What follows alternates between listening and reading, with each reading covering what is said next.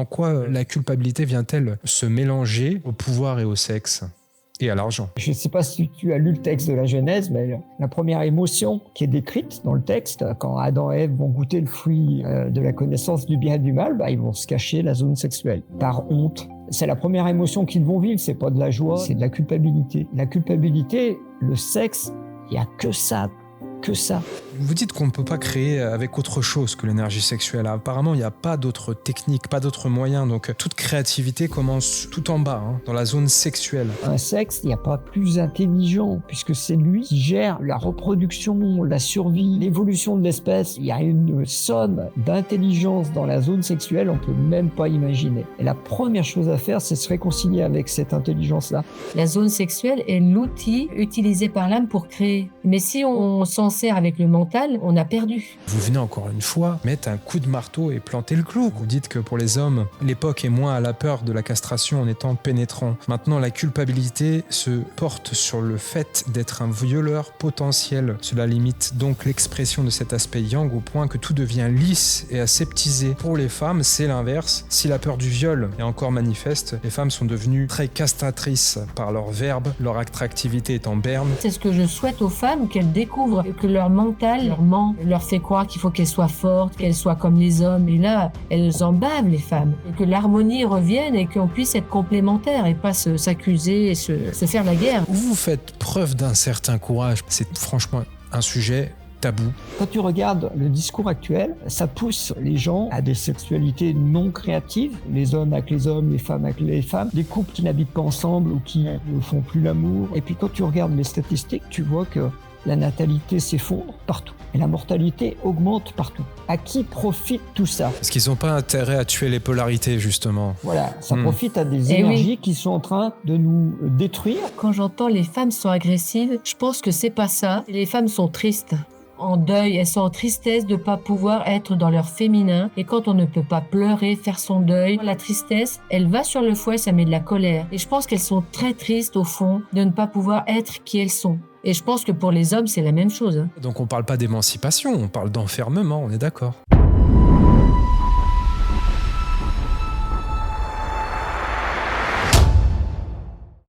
Imaginez un instant que tout ce que vous aviez appris sur la réussite, sur l'amour et sur la morale soit à côté de la plaque.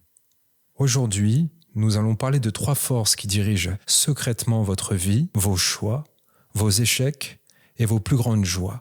Le sexe, le pouvoir et l'argent. Souvent cachés, critiqués, relayés au rang de tabous, de sujets honteux, pernicieux, à ne surtout pas aborder sous peine d'être assimilés à une forme de déviance. Néanmoins, ces 3 piliers primordiaux constitueraient les bases mêmes de votre véritable pouvoir créateur. Pour en parler, je reçois un couple d'exception. Thérapeute, pionnier de la médecine symbolique et auteur de l'ouvrage Choc, sexe, pouvoir et argent, ils viennent, comme à leur habitude, prendre le risque d'aller à contre-courant des dogmes et de la bien-pensance ambiante en France et dans le monde occidental, ce qui me réjouit par avance et me réconforte à nouveau dans mon choix de les inviter. Leur ouvrage, je l'ai lu.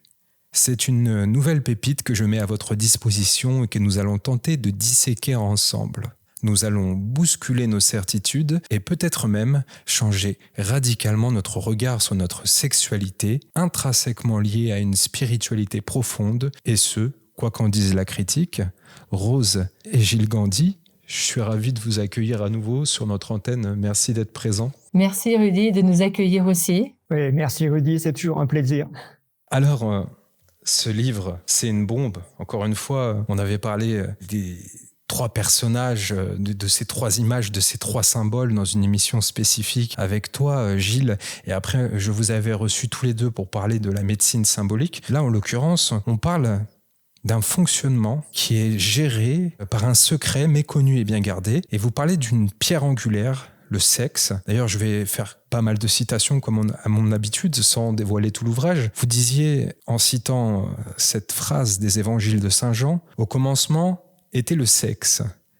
puisque le verbe et le sexe relèvent du même symbole. La mue du garçon quand il devient un homme suffit à rappeler que la sexualité et la voix sont reliées. Vous avez défié les dogmes dès le début d'entrer sur cet ouvrage. C'est une manière un peu d'entrer dans le vif du sujet.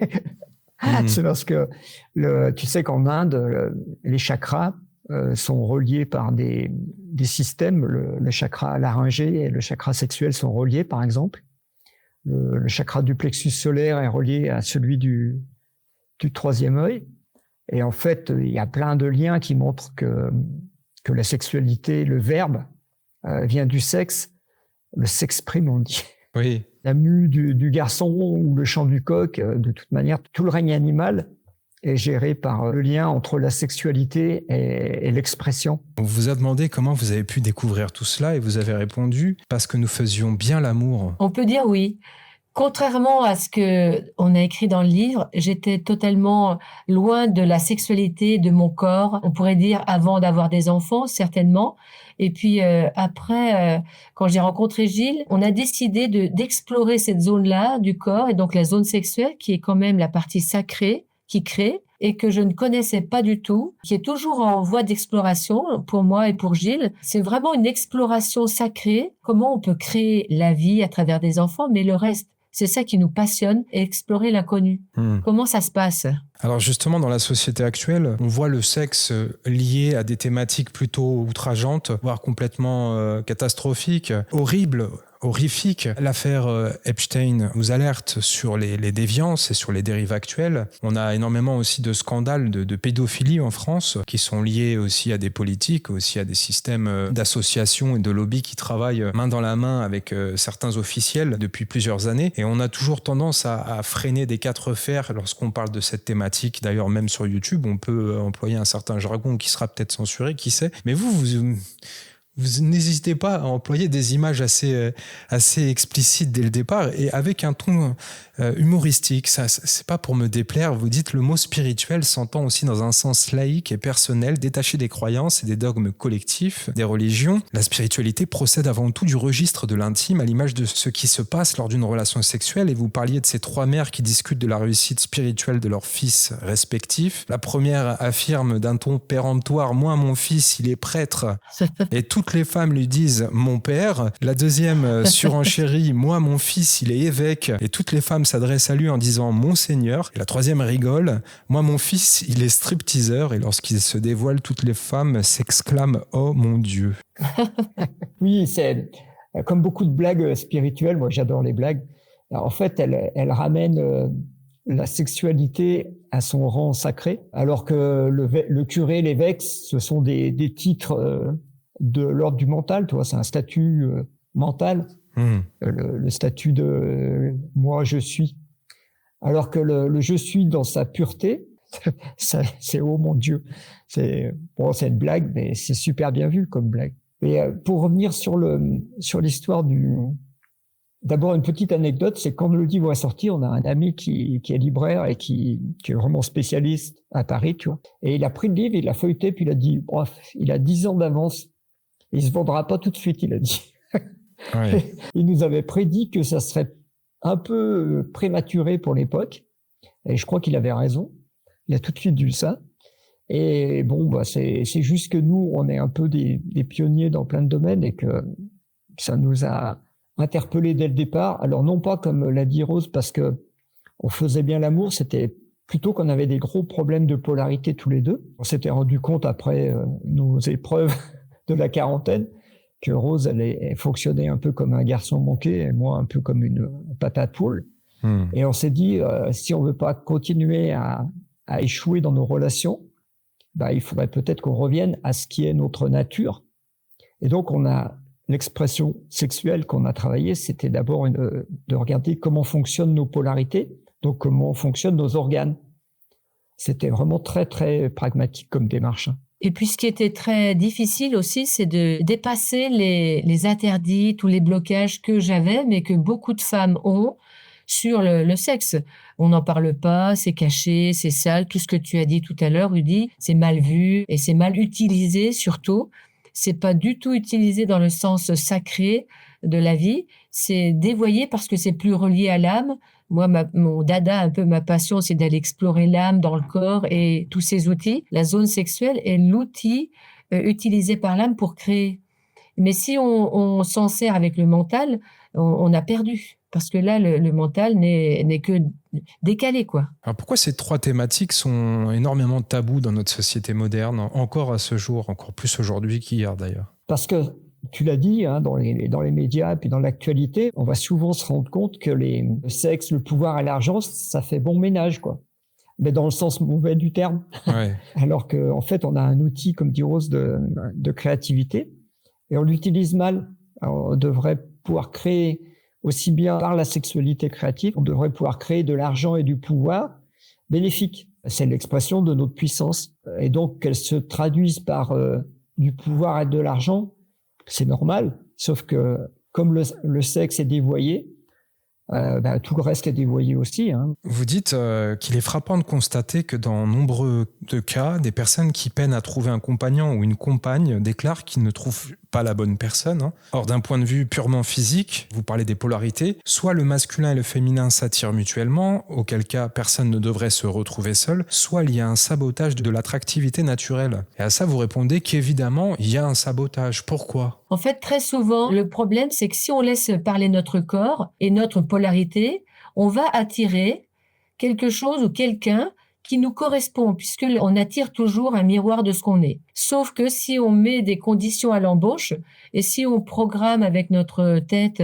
« je voudrais ça, je voudrais mieux, je voudrais qu'il soit plus, moins », on limite la personne, on envoie une intention à la vie qui va être limitée et qui n'est pas en accord avec la nature. Et très souvent, on va être déçu parce que la personne peut-être va correspondre trop à ce qu'on veut mentalement, mais ne correspondra pas ni à ce qu'on a envie au niveau affect et au niveau corps. Corps et âme, ce sera à côté, quoi. La compréhension des polarités, c'est un peu compliqué pour nous. On n'est pas chinois, hein. Mais tout est polarisé dans l'univers et donc tout est régi par des lois d'attraction. Un creux yin va attirer un plein et c'est vrai pour le physique. Donc un vagin va être attractif pour un pénis, par exemple. Mais c'est vrai aussi, comme vient de le dire Rose, dans le domaine psycho-émotionnel. Mais on ne se rend pas compte que nos peurs, par exemple mentales, si quelqu'un dit « moi je veux rencontrer un compagnon, mais je veux quelqu'un qui me respecte », on dit « c'est une demande qui est légitime après tout ». Sauf que si on interroge la personne, elle va dire, on va lui dire « pourquoi tu mets cette condition à l'embauche ?» Elle va dire parce que moi j'ai rencontré déjà une expérience où une copine a rencontré quelqu'un qui ne le respectait pas. Donc en fait, quand on dit je veux rencontrer quelqu'un qui me respecte, il y a un trou qui est la peur de ne pas être respecté ou d'être trahi ou d'être abusé ou je sais pas quoi. Et ce trou, il est attractif. Donc quand on dit je veux rencontrer quelqu'un qui me respecte, en fait on attire sans s'en rendre compte, quelqu'un qui va pas nous respecter. C'est automatique. Ça ne peut pas se passer autrement au niveau des polarités. Et c'est ça qui est un peu compliqué pour tout ce qui est psycho-émotionnel, c'est qu'il faut aller voir ce qu'il y a derrière nos demandes, nos envies, nos désirs, parce que derrière, il y a souvent des peurs, des croyances, il y a plein de choses qui se sont camouflées et on appelle ça des sabotages, en fait. On pourrait être dans la foi que notre corps, tel qu'il est, notre corps, âme, esprit, devrait attirer ce qui est juste bon pour nous aujourd'hui, comme on est dans l'instant, avec notre conscience. Et demain, on sera différent, dans 10 ans, on sera différent, on attirera autre chose. Mais dans l'instant, ça révèle, là où on est, c'est vraiment un révélateur de nos peurs, comme dit Gilles, de nos schémas inconscients, qui sont à traverser, à transformer, et que ce soit les schémas enfantins liés aux problèmes avec le père ou avec la mère, on va les transposer évidemment sur les compagnons ou compagnes. Alors après, il y a aussi les schémas sociétaux. On va revenir à ces polarités. On va essayer d'être assez exhaustif sur la plupart des points et des paramètres que vous évoquez dans l'ouvrage, en rappelant bien entendu qu'il y aura un atelier très important qu'on fera ensemble sur Âme Dessine. Vous parlez des polarités, donc le masculin, le yang. D'un point de vue occidental, on parle de l'homme, hein, le féminin, le yin, la femme. Donc au niveau du yang, on a le positif, On a le négatif, le pendant négatif du côté de la femme. Ça m'avait un peu après, c'est un petit peu contre-intuitif. Là, bien sûr, le masculin, le yang est actif, la femme est passive. Masculin, le yang est chaud, la femme est froide. On parle du sec et de l'humide aussi, du jour et de la nuit, du soleil et de la lune, du droit et du sinueux. Donc on pourrait dire un petit peu de l'ordre et du chaos, de l'été et de l'hiver, de midi et de minuit, de la lumière et de l'ombre, du plein, du vide, de l'externe et de l'interne. Et vous dites, etc. Donc il y a énormément d'exemples. Et vous nous reprenez un autre schéma, un peu plus, peut-être spirituellement correct, je dirais, peut-être un petit peu plus aligné et en accord. Vous parlez du fécondant, du nourrissant, du pénétrant, de l'attractif, de la force cosmique involutive, de la force tellurique évolutive. Est-ce que vous pouvez développer un petit peu ce second tableau que vous proposez en deuxième grille de lecture? En fait, en Occident, on a tendance à être très binaire et analytique par rapport à l'Orient, par exemple. Et le yin et le yang, on oublie toujours qu'il y a le petit point blanc dans le noir et le petit point noir dans le blanc. Et on oublie toujours qu'une femme, elle n'est pas à 100% yin, elle a du yang. Pour le cerveau, c'est compliqué. Par exemple, le jour, la nuit, il y a une période qui s'appelle le crépuscule ou l'aube. Et ces deux moments-là, est-ce que c'est le jour, est-ce que c'est la nuit? Bon. Pour les Chinois, le jour se lève à minuit. Le soleil se couche à midi. Et c'est une réalité énergétique. On dit le 21 juin, on fête l'été, mais le soleil commence à descendre le 22, quoi. C'est le début de l'hiver.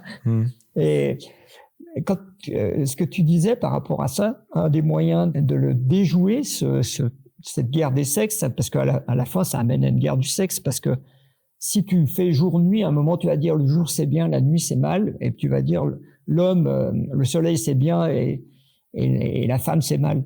Et c'est ce qu'ont fait les religions monothéistes en divisant, tu vois. Quand tu prends les fonctions énergétiques, à ce moment-là, tu vas décrire quelque chose qui est beaucoup plus apaisant. Quand tu dis, par exemple, que le pénis est fécondant, eh bien, en fait, c'est une réalité énergétique qui est que dans chaque cellule du corps, le masculin va venir mettre une graine de nouveauté. Le masculin va toujours créer du nouveau. Il n'y a pas un enfant qui va naître qui ressemblera à son frère, à sa sœur. C'est pas possible de faire quelque chose qui soit cloné. Ça n'existe pas dans la vie. C'est toujours évolutif. Et ça, c'est une fonction yang. Parce que le sperme, il va mettre une information et après, ça va mettre des informations dans chaque cellule. Et puis, l'aspect yin, nourrissant, ça prend une cellule, ça la divise, ça la multiplie, et ça multiplie. Ce qui fait que l'homme, il se contente de mettre un spermatozoïde, et la femme, elle te fait 3,5 kg de matière avec ça. C'est fabuleux quand tu vois ça. La coopération d'un aspect fécondant et d'un aspect nourrissant. Et c'est pas du tout une dualité, du coup. On parle de complémentarité et on sort du clivage. C'est ça. En fait, ces jours-ci, j'ai eu plusieurs personnes qui sont venues en consultation, en soins, et puis elles avaient un problème avec le père. Ça rejoint un petit peu ce que tu énumérais comme problématique au niveau de la société en ce moment. Une femme avait des douleurs partout dans le corps. Elle était retournée énergétiquement, symboliquement, puisque c'est notre manière d'aborder la vie et les problèmes.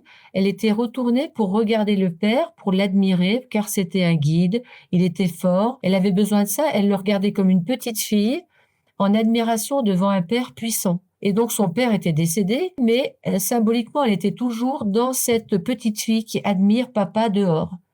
Et elle n'avait jamais pris conscience que son père l'avait créé avec un spermatozoïde et que ce spermatozoïde avait imprimé tout son corps de son énergie, de son information. Donc le père était donc in fine en elle. Elle avait jamais compris ça, jamais conscientisé. Et ce qui fait qu'en conscientisant ça, un phénomène étonnant, elle a pu passer de la petite fille qui admire papa dehors à la femme qui a le père à l'intérieur et qui peut être fécondée de ses projets à l'intérieur. Et donc ça, c'était une vraie bascule par rapport à toutes ces histoires de décalage. C'est comme si on voyait pas que dedans, on a ce pouvoir-là, on a cette puissance-là, le masculin est là, qu'on soit homme comme femme, pour féconder nos projets, pour nous aider à voir etc. Et c'est intéressant parce que vous venez apporter une vision rétrograde selon certains, parce qu'on a affaire au wokisme actuellement, au progressisme, excusez-moi, c'est des termes qui sont récurrents et qu'on entend partout dans la société contemporaine, et vous venez remettre l'église au milieu du village. On va y venir parce qu'il y a des explications qui sont très intéressantes. Bien sûr, on parle aussi de l'argent. Alors, vous dites qu'on parle ici du sous-type de la survie, on l'appelle aussi alimentaire, car la problématique centrale de l'individu, elle est orientée vers la peur de ne pas être alimenté. Or, comme l'argent sert avant tout à acheter de la nourriture, les personnes qui sont soumises à cette forme d'instinct vont rencontrer beaucoup de pathologies dans ce domaine. Est-ce qu'on peut avoir une petite liste assez courte avec des explications par rapport aux pathologies qu'on pourrait rencontrer dans ces cas-là? Tout ce qui est alimentaire, en général, les gens ils vont le vivre sous forme d'allergies, tu vois, des allergies au gluten, des allergies au laitage, des problématiques alimentaires. Et souvent, ça va de pair avec des problématiques d'argent, ne pas avoir de quoi se payer à manger, ou au contraire, de devoir beaucoup travailler pour stocker de l'argent pour être sûr d'avoir à manger. En fait, tu vois, les problématiques, elles vont toujours se jouer soit en plus, soit en moins, dans l'abstinence ou dans l'excès. Tu vas retrouver ça dans la sexualité, pareil, ou dans le pouvoir. Il y a des gens qui sont dans une absence complète de pouvoir et d'autres qui sont dans un excès de pouvoir. C'est toujours comme ça que tu repères les choses parce qu'elles sont flagrantes, elles sont ou en manque ou en excès. C'est le problème de l'anorexie ou boulimie, c'est ça? Oui. En fait, c'est difficile pour les personnes, souvent des jeunes filles, à l'âge où elles vont passer à la jeune femme qui est sexuée. Et là, il y a les problèmes qui se révèlent. Est-ce que mon corps correspond aux attentes qu'elle imagine, ou bien est-ce que j'ai pas assez, trop grande? Toute cette histoire d'énéatype, de construction d'ego qui intervient. Et est-ce que je vais être aimée, reliée et exister? Donc là, c'est j'en ai trop, j'en ai pas assez. Mes parents sont trop ou pas assez. Il y a toujours une quantité. En fait, c'est toujours au niveau de la quantité, comme dit Gilles, d'argent ou de nourriture ou de liens, trop d'amis, pas d'amis, ça va être toujours ça. Et donc, on peut aider ces personnes-là en passant par les parents très souvent. Vous détaillez assez amplement tous ces points-là, toutes ces pathologies qu'on peut retrouver. Vous parlez aussi du pouvoir. Donc on va y venir, le sous-type social, on l'appelle social. Là, vous parlez d'une problématique centrale de l'individu qui est orientée vers la peur de ne pas être accepté dans le groupe ou d'être rejeté de la vie sociale. Les personnes qui sont soumises à cette forme d'instinct vont rencontrer beaucoup de pathologies dans leur relation avec les groupes. De quelle pathologie on parle cette fois-ci? Ces trois sous-types, là, on les décrit dans l'énéagramme, on les trouve décrits dans l'énéagramme. On a aussi écrit un livre là-dessus. Les gens qui sont dans les sous-types de pouvoir, l'excès, ça va être en manque, ils vont être asociaux, ils sont isolés, ils voient personne. Et en excès, c'est une boulimie de réseaux sociaux. Alors tu le vois actuellement beaucoup dans les gens qui soi-disant sont sur des réseaux sociaux, mais qui sont des réseaux virtuels. Mais si tu leur enlèves le téléphone, ils sont perdus. Et puis le gars qui est adhérent à un club de foot, s'il va pas à son match le samedi, il est perdu parce que c'est là où il rencontre ses bandes de potes, etc. En fait, c'est le lien social, ça fait partie d'une des formes des mammifères. Les mammifères ont beaucoup développé cette chose-là. Et c'est fondamental. Quand il y a un excès ou un manque, ça pose des problèmes. L'excès, on pourrait dire, on n'existe pas dans la masse et on peine à exister dans son individualité. Et le manque, c'est un peu l'exclusion. Je ne fais plus partie de la vie. Et là, c'est la déprime, c'est qu'est-ce que je vais pouvoir faire? Enfin, c'est même, ça peut aller jusqu'à l'envie de mourir, le suicide. Je suis exclu. On bannissait les gens. D'ailleurs, c'était une punition terrible. Ils étaient exclus des groupes, des familles, des villages. C'était une question de survie aussi après. La première punition à l'école, c'est va au piquet. Eh oui. Et effectivement, l'exclusion, on a toujours pratiqué ça. C'est ce que dit Rose, c'est exact. C'est que on va se rendre compte qu'aussi bien dans les problématiques argent que les problématiques de pouvoir, il y a quelque chose de l'ordre de la survie. Est-ce que je vais vivre ou pas? Dans la sexualité, c'est le royaume de l'instinct de survie, puisqu'il y a la reproduction de l'espèce dans la sexualité. C'est pour ça qu'à un moment dans le livre, on dit, bon, c'est bien de regarder un peu l'argent et le pouvoir, parce qu'il y a quand même un tiers de la population qui, grosso modo, qui est basée là-dessus. Mais il faudrait peut-être pas oublier d'aller voir la base tout en bas, d'aller voir les polarités et la sexualité, parce que c'est là que tout se joue au niveau de l'instinct de survie, en fait. Oui. Ce que tu dis, Gilles, par rapport à la reproduction, l'instinct de survie, la base, je pense que pour l'humain, il y a aussi, il n'y a pas que reproduire, il y a évoluer aussi en même temps. Et si on ne se reproduit plus, on n'évolue plus. Et c'est vraiment l'instinct de survie de l'humanité qui évolue. En ce moment, on est en plein dedans, parce que vu ce qui se passe, si on ne s'éveille pas, on s'endort carrément. Alors, on va peut-être en parler après, Rudy, mais nous, on pense que la sexualité, c'est bien autre chose que de l'instinct de survie et reproduction d'espèces. Mais bon, je te laisse poser les questions parce que je pense que tu avais prévu d'en parler. J'ai énormément de questions et je voudrais rester un petit peu sur ce statut social. Vous dites qu'il repose sur une image qui a besoin d'être vue. Si les individus sont yang, le social se polarise en yin. Par exemple, le président veut féconder son peuple. J'aime bien cette image. Ils ont une boulimie de pouvoir qui repose sur la vision que le yang fait tout et décide tout. Le président omniprésent, omnipotent. En réalité, il n'y a pas d'écoute du yin, de ses besoins, donc pas de vrai mariage. Le yin n'est pas entendu et devient insatisfait comme une femme délaissée par son mari. Mais le yin, le collectif lui-même, ne sait pas forcément ce qui le satisfait. Est-ce qu'il veut une considération? Parce que les attentes sont multiples et pas forcément cohérentes. Et vous dites que les problématiques persistent. Les problématiques de pouvoir continuent à cause de ça et que on a toujours ce même côté dirigé, dirigeant, dominé, dominant. Comment on pourrait améliorer ça? Parce que on est un peu perdu là. En fait, le livre, il a pour but d'éveiller les consciences. Moi, j'ai rencontré des gens qui, après la lecture, m'ont dit « Enfin, j'ai compris.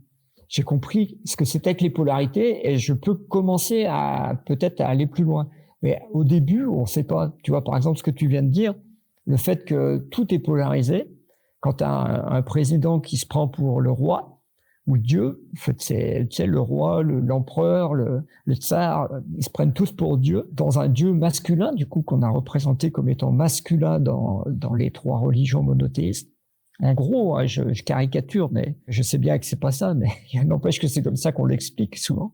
Et en fait, pour être en relation avec Dieu, tu es obligé du coup d'être yin, d'être féminin, puisque lui, il est masculin. Ça va faire un problème, comme tu l'as décrit, c'est-à-dire que le féminin étant dans une demande et une attente, on dit quand une femme veut quelque chose, elle l'obtient.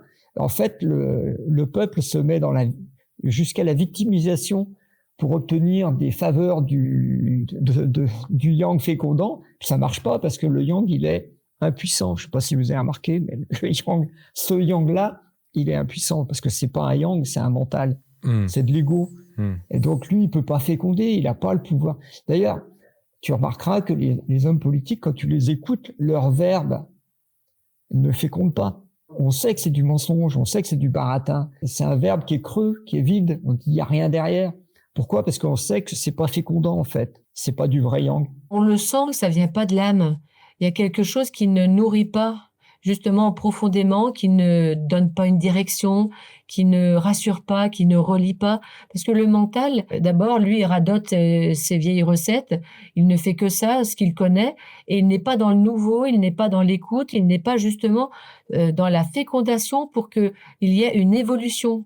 Et on le voit bien en ce moment partout au niveau politique, c'est plutôt la régression, c'est la peur, ça sclérose, ça culpabilise, on n'est que dans les croyances. Et ça, c'est pas du tout la vie, le corps et corps et âme. L'âme, elle est dans la joie de créer du nouveau et on n'est pas du tout là-dedans en ce moment. Oui. On parle aussi de culpabilité, l'action de la culpabilité qui est censée nous aider à faire les bons choix et à ne pas faire le mal. Et en fait, vous dites qu'il existe de nombreuses culpabilités mentales qui sont infondées, dont on ne peut pas se débarrasser et qui obligent les personnes à agir d'une certaine façon, par exemple en se sacrifiant. On parle de la demoiselle Blanche, on en avait parlé, Gilles, ensemble. Elle agit toujours en sourdine, derrière ses mécanismes, elle sabote les vraies envies de l'âme au profit de il faut, on doit et aux intentions douteuses. En quoi la culpabilité vient-elle se mélanger au pouvoir et au sexe et à l'argent? Ça, je ne sais pas si tu as lu le texte de la Genèse, mais la première émotion qui est décrite dans le texte, quand Adam et Ève vont goûter le fruit de l'arbre, de la connaissance du bien et du mal, ils vont se cacher la zone sexuelle par honte. C'est la première émotion qu'ils vont vivre. C'est pas de la joie, c'est pas de la peur, c'est de la culpabilité. Et ce qui est intéressant, le texte décrit peut-être le mécanisme de l'incarnation, c'est un peu la théorie que j'avais développée dans un livre aussi. Mais la culpabilité, le sexe, il y a que ça.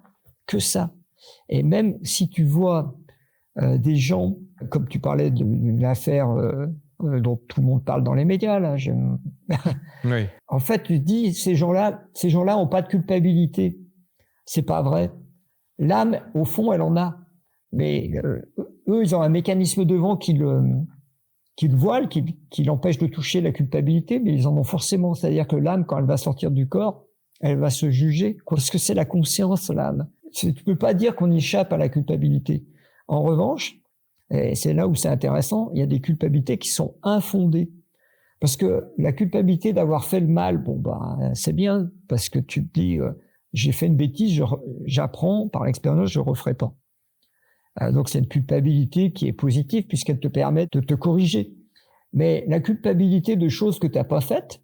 Mais alors, excuse-moi, mais la frontière, elle est mince. Si, admettons, on pratique une sexualité débridée et qu'on aime aller dans des soirées ou dans des groupes échangistes, on va faire face à une certaine forme de culpabilité parce qu'on a le côté discrétionnaire, on a le côté caché, occulte.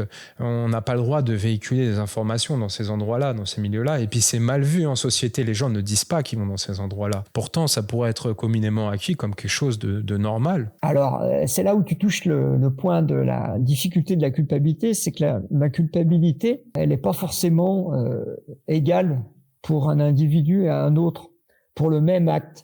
C'est-à-dire que tu peux prendre deux actes similaires et pour une personne, ça va engendrer de la culpabilité, pour l'autre, pas du tout. Derrière, il y a le niveau de conscience et la culpabilité, elle est liée à l'intention. Et c'est très difficile dans certaines sexualités, comme tu viens d'en évoquer une, que nous, on connaît pas. Bon, on peut pas en parler, on l'a pas expérimenté, puis on n'a pas envie de l'expérimenter. Mais il y a des sexualités qui sont difficiles à pratiquer. La charge de culpabilité va être énorme. Alors, ce qui est intéressant, c'est que dans une sexualité de couple, comme nous on pratique, tu peux trouver des petits exercices, il y a plein d'exercices dans le livre, qui te permettent d'affronter des culpabilités qui ne sont pas judicieuses, qui sont pas utiles. Parce qu'il y a des culpabilités qui sont utiles, par contre. Quand tu parlais, par exemple, de club échangiste, je suppose qu'il y a des gens qui trouvent ça excitant. Bon, à ce moment-là, la question, c'est pourquoi je trouve ça excitant? Et pourquoi j'ai besoin de ça pour m'exciter? Pourquoi j'ai besoin d'être excité même? Que ça va très loin, les questions, parce que tu vas te rendre compte que si tu poses deux questions, à la troisième, tu sais plus répondre. Pourquoi, naturellement, les deux polarités ne s'attirent pas pour que ça donne envie de se rencontrer, d'aller plus loin, de faire l'amour et de vivre quelque chose de, pour moi, je mets sacré, parce que c'est la rencontre, en fait. Moi, ce que j'aime bien dire, c'est que pour une femme, sa zone sexuelle, c'est le féminin vivant, mais vraiment le yin vivant. Et pour un homme, sa zone sexuelle, c'est le masculin, le symbole du masculin vivant. Et quand les deux se rencontrent dans un acte où on laisse faire la vie, on est dans le sacré qui crée la vie, ça refait le un. Et c'est pas une intention mentale qui va aller chercher quelque chose parce que je veux du plaisir, parce que je veux tel ou tel truc. Là, c'est laisser faire la vie qui sait très bien ce qu'elle a à faire et qui va créer justement ce qu'on essaie d'expérimenter qui fonctionne. Comment créer à partir de nos deux polarités vivantes dans un corps vivant pour les marier et pour créer justement du nouveau. Et ça marche. Ce que tu disais, Rudy, ça pose la question des différentes sexualités, des différents types de sexualité. Et ce que dit Rose, c'est nous, on veut aller vers une sexualité sacrée, créative. Donc, la sexualité interdite, c'est pas possible. Si c'est interdit, tu peux rien faire. La sexualité récréative, bon, oui, la récréation, c'est bien, mais c'est pas de la... Quand on est en récréation, on n'est pas en train de créer. La sexualité de procréation, oui, pour l'espèce, pourquoi pas. Mais là encore, c'est un automatisme, c'est quelque chose qui est instinctif chez l'humain et on peut pas en faire... on le fait, puis voilà. Après, tu as la sexualité de co-création, c'est-à-dire tu te rends compte que tu es co-créateur, que la vie ne pourrait pas continuer si tu n'y participes pas. Et à ce moment-là, tu commences à devenir un peu sérieux et te dire, donc il y a quelque chose dans la sexualité de l'ordre de la co-création. Et je pense que derrière, un jour, l'humain ira dans une sexualité créative, c'est-à-dire où il pourra créer des choses par les organes de la sexualité. Nous, on l'a déjà expérimenté, on a vu que ça marchait, Et c'est ce qu'on propose dans les ateliers, tu vois, parce que c'est au-delà de ce qu'on nous a dit depuis le début, hein, évidemment. Et ça ne passe pas du tout par le mental. En fait, quand Gilles explique ça, moi, ça me rend joyeuse. Ça me rend joyeuse parce que je n'y connaissais rien avant, vraiment. Et découvrir le potentiel qu'on peut avoir en nous, c'est quand même assez fabuleux. Et on a tout pour créer, et c'est simple, et il n'y a pas besoin de chercher midi à 14 heures, de vouloir plus. Et quand on ne cherche pas, justement, le cadeau arrive, et ça, c'est quand même fabuleux. Ouais. Et justement, je voudrais en revenir à ces principes fondamentaux, oserais-je dire archaïques, qui nous constituent en tant qu'hommes et en tant que femmes, où vous faites preuve d'un certain courage, parce que les lobbies féministes seraient vraiment mécontentes en entendant ces propos-là. Je vais encore citer un passage. Une femelle observe les combats des mâles de loin, car elle entend de savoir lequel sera le plus puissant. Son instinct la pousse à se donner au mâle dominant, car son énergie sexuelle veut être fécondée par le meilleur possible. Si elle n'avait pas cette faculté instinctive, l'espèce ne progresserait pas. Là aussi, il s'agit d'une fonction biologique automatique gérée par le cerveau reptilien. Et vous précisez ainsi, on a pu observer que les femmes des vaincus pouvaient tomber amoureuses des vainqueurs, comme ce fut le cas des Françaises avec certaines Françaises avec des Allemands après la victoire de l'Allemagne en 1940. De même, on constatera à titre individuel que beaucoup de femmes sont attirées par des hommes ayant une musculature affinée, ce qui laisse supposer une puissance sexuelle capable de faire de beaux enfants et en bonne santé, ayant des avoirs, métiers, héritages, revenus, ce qui laisse supposer une puissance financière capable de mettre sa femme et ses enfants en sécurité pendant longtemps, et ayant un statut social reconnu, ce qui laisse espérer une puissance sociale qui donnera à sa compagne un pouvoir important.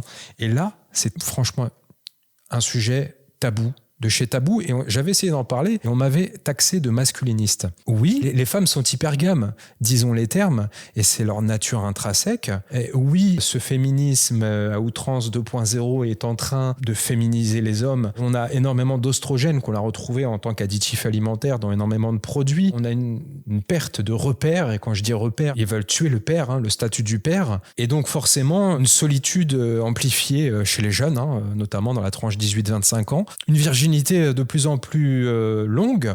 On a les premiers rapports qui sont constatés maintenant à des âges assez tardifs, et un isolement social et une misère affective et sexuelle. Alors là, bien sûr, quand on dit ça en tant qu'homme aussi, on est raillé, conspué de la part de certaines féministes en disant « Oh, le pauvre, oh, bah alors ». Mais non, c'est une réalité. Et quand vous, encore une fois, vous revenez remettre les pendules à l'heure, moi, selon moi. Parce qu'on part du biologique. Ce que je dis, c'est étudié dans le règne animal, et chez l'humain, on l'a psychologisé, mais c'est la base, c'est la même. Après, que des gens disent autre chose, nous, c'est pas notre problème. La guerre des sexes, elle se développe. La guerre tout court se développe. C'est juste une expression de plus du diabolos, du diviseur, actuellement. Et tout le monde se tape dessus pour un oui, pour un non. On se traite de charlatan, de ci, de là. Bon, c'est pas le domaine de la sexualité, parce que la sexualité, elle marche avec un pénis et un vagin qui sont en accord et qui sont partenaires. Voilà. Bon, nous, on est pragmatique, on est peut-être vieux jeu dans l'ambiance que tu décris, mais nous, ça nous importe peu, parce que si les gens sont capables de réinventer la nature, qu'ils essayent, c'est leur truc. Moi, ça me gêne pas. Pour confirmer un petit peu ce que tu dis, nous, ce qu'on a envie, c'est d'explorer ce qui est déjà là. Après, l'avenir, on n'est pas maître de l'avenir, de ce qui se passera, mais puisque la vie a été créée comme ça, on a vraiment très envie d'explorer ces deux puissances qui sont symbolisées dans nos corps différents, c'est sûr, d'apparence différente, mais qui sont la base de la vie, qui sont d'une puissance phénoménale. Et ce qui est vraiment dommage pour les femmes, c'est qu'elles soient amenées à vivre seulement dans leur tête, dans le mental, dans la peur, dans « je me coupe d'eux », alors que leur corps a une puissance créatrice, mais incroyable. C'est le yin, c'est le féminin, c'est la puissance des trous noirs dans l'univers, c'est une attraction pour créer. C'est dommage, mais je pense que c'est une époque nécessaire pour qu'on on oublie ça ou on le met de côté pour le retrouver dans sa puissance. C'est un peu ce que j'ai vécu. Moi, j'étais très, très loin de mon corps et de ma polarité, de ma zone sexuelle, vraiment. Et là, le fait de l'avoir oublié fait que quand on le redécouvre dans sa puissance sacrée. Et moi, c'est ce que je souhaite aux femmes, qu'elles découvrent qu'elles ont un outil énorme, mais que leur mental leur ment et leur fait croire qu'il faut qu'elles soient fortes, qu'elles soient comme les hommes. Mais là, elles en bavent, les femmes. Vraiment, c'est dur d'être toute seule et d'assumer. Et vraiment que l'harmonie revienne et qu'on puisse être complémentaires et pas s'accuser et se faire la guerre, justement. Est-ce que c'est vraiment le mental à lui seul qui les induit en erreur ou peut-être des impulsions, je sais pas moi, des divertissements, les réseaux sociaux, etc. Ouais, et puis il y a les trois forces de la tentation derrière, dont on a déjà parlé tous les deux là. Et quand tu regardes le discours actuel, ça pousse les gens à des sexualités non créatives. Donc, par exemple, les hommes avec les hommes, les femmes avec les femmes, des couples qui n'habitent pas ensemble ou des couples qui ne font plus l'amour, etc. Et puis quand tu regardes les statistiques, tu vois que la natalité s'effondre partout et la mortalité augmente partout. Alors tu te dis, tiens. Tu vois, faut toujours regarder les trucs symboliquement puis dire, tiens, à qui profite tout ça? Ouais. Est-ce qu'ils n'ont pas intérêt à tuer les polarités, justement, effectivement? Voilà, ça profite à des énergies qui sont en train de nous détruire. Et nous, ce qu'on propose, c'est d'utiliser les forces de vie, de création qu'on a. C'est la sexualité, c'est la force de la création, et de faire le choix de la vie. Alors peut-être qu'on est à contre-courant parce que tout le monde dit ça va être la catastrophe, ça va s'arrêter, on va tous mourir, bon, etc. Bon. Le réchauffement climatique, enfin on en passe, il y en a plein, il y avait le Covid, il y avait ci, il y avait là. Mais en fait, ça vise toujours le même objectif, c'est éteindre la vie. Et qui fait ça? Des forces à l'intérieur de chaque individu et qui prennent des échos dans les médias, qui prennent des échos dans le collectif, qui prennent des formes pensées que tout le monde accepte comme étant des pensées normales pour l'époque. Mais quand on les observe, elles sont pas normales d'un point de vue biologique. Tu sais, dans le taoïsme, on dit toujours, si c'est pas vrai dans la nature, c'est pas vrai.